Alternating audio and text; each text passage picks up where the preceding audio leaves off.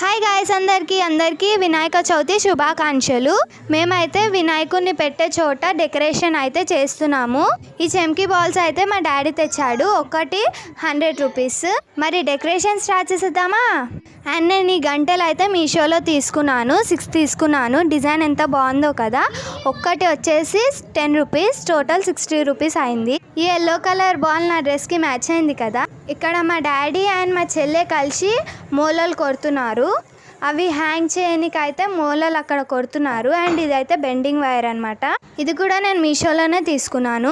దీని ప్రైస్ అయితే 360 రూపీస్. చూడండి, ఇంకో మూల నుంచి ఇంకో మూలకి జాయిన్ చేస్తున్నాడు మా డాడీ. అయితే ఒక రిబ్బన్తో ఒక రిబ్బన్కి ఇలా మా డాడీ థ్రెడ్ సాయంతో ఇలా కడుతున్నాడు. కట్టేసి మూలకి కూడా థ్రెడ్ సాయంతో కడుతున్నాడు. అండ్ ఇక్కడ వాళ్ళు యూ షేప్లో అయితే కడుతున్నారు. కాంబినేషన్ బాగుంది కదా, గ్రీన్ అండ్ బ్లూ.